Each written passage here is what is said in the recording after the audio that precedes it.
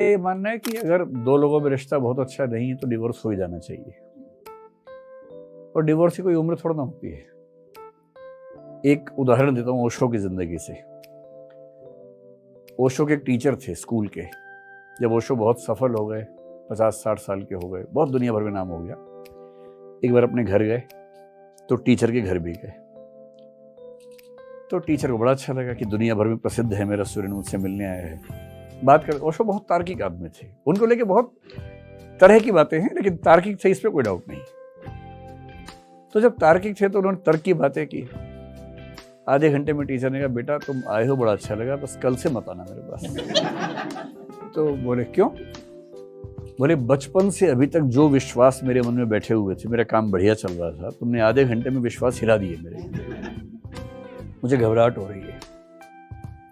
तो ओशो ने कहा, जैसा कि किताब में मिलता है, ओशो ने कहा कि सर वैसे तो मैं भी आज के बाद कहाँ आ पाता, व्यस्त हूँ, पर अब मैं जरूर आऊँगा 4-5 दिन, क्योंकि आप कह रहे हैं कि 10 साल बचे हैं ठीक से जीने दो, और मैं कह रहा हूँ 10 बचे हैं वो तो ठीक से जी लो। अगर 70 साल गलत फहमी में गुजार भी दिए, 10 तो ठीक से जियो। और आप कह रहे हैं कि 70 साल गुजारे हैं, 10 और गुजरने दो, टेंशन मत दो मुझे। इस टेंशन से ही तो कुछ नया आएगा जिंदगी में। ऐसा हो सकता है कि 55 की उम्र में, 50 की उम्र में दो लोग जब अलग हों तो ट्रॉमा तो बहुत बड़ा होता ही है। तलाक कोई मजाक थोड़ा है, बहुत बड़ा ट्रॉमा होता है, आसान नहीं होता है। पर मैंने देखा है कि कई लोग ऐसे हैं, तलाक के बाद उनकी जिंदगी बहुत बेहतर हो गई है, स्पेशली तब जब डोमेस्टिक वायलेंस के शिकार हों। कई ऐसे परिवार हैं, डोमेस्टिक वायलेंस झेलना पड़ता है। बहुत सारे ऐसे परिवार होते हैं जहां शादी सिर्फ इसलिए चल रही है कि इकोनॉमिक इंडिपेंडेंस नहीं है, या इसलिए कि बच्चे छोटे हैं, जबकि पति पत्नी के बीच में न प्रेम का संबंध है न सम्मान का संबंध है। कहीं कहीं तो वहशीपन का संबंध है, मार पिटाई होती है, सब कुछ होता है, लेकिन अलग नहीं हो सकते। मैं बहुत पुरातन पंथी किस्म का आदमी नहीं हूं कि मैं कहूं कि 7 जन्म तक साथ ही रहना है। ऐसा है तो इसको 8वां मान लीजिए, कोई बात नहीं। और अगर जिंदगी एक ही बार मिलती है, यदि आप किसी व्यक्ति के साथ सहज, बहुत जल्दबाजी में फैसला नहीं करना चाहिए। तलाक एक बहुत गंभीर फैसला है जो बहुत गंभीर विचार मंथन के बाद ही होना चाहिए, ये मजाक नहीं है। और जब आप किसी से अलग होकर किसी और के पास जाएंगे तो चांसेस इक्वल हैं कि इस बार भी फेल होंगे आप। इसके सार्थ की भाषा में अगर मैं कहूं, विवाह की दिक्कत ये नहीं है कि मैं तुम्हारे साथ हूं, दिक्कत ये है कि मुझे किसी के साथ होना है, और किसी के भी साथ होना है तो आज़ादी का कंप्रोमाइज़ करना है। दिक्कत मुझे आज़ादी के कंप्रोमाइज़ से है, तुमसे नहीं है, और मुझे लग रहा है कि दिक्कत तुमसे है। बड़ा कन्फ्यूजन रहता है इस मामले में। लेकिन यदि दो लोग एक दूसरे के लिए नहीं बने हैं और फंस गए हैं किसी वजह से, दो ही ऑप्शंस हैं। 50 के हो गए, 20-25 बचे हैं, गुजार दो।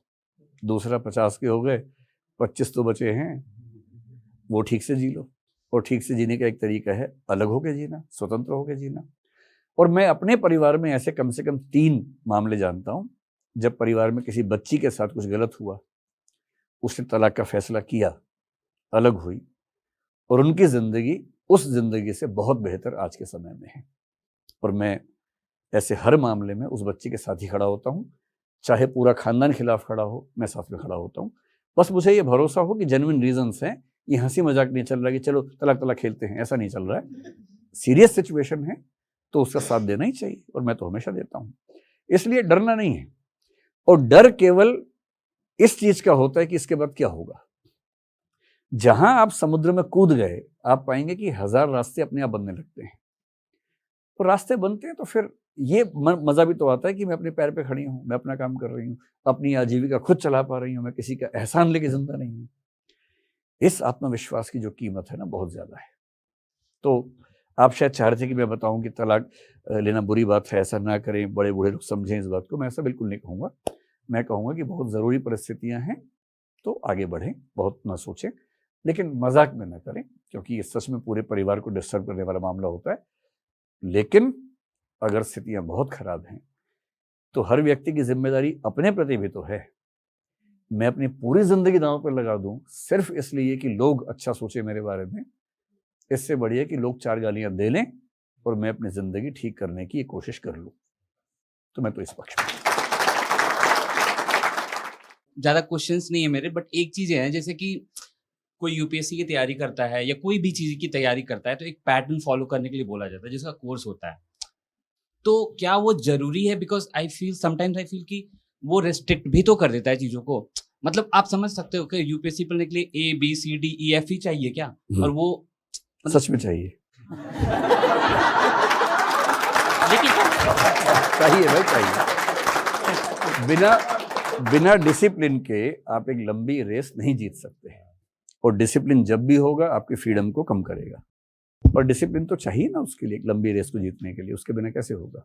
सर आपकी लाइफ का ना सबसे प्राउड मोमेंट कौन सा है जिस पर आप सबसे ज़्यादा प्राउड फील करते हो, और उसकी वजह क्या है? असल में जैसे ही गर्व होने लगता है मुझे याद आता है इसमें मेरी कोई भूमिका नहीं है। तो फिर मुझे सच में अभी याद नहीं आ रहा। आप चाहे तो इसी को मान लीजिए, जोश टॉक्स ने मुझे बुलाया तो इसी को मान लीजिए प्राउड मोमेंट है। इसी को मान लीजिए।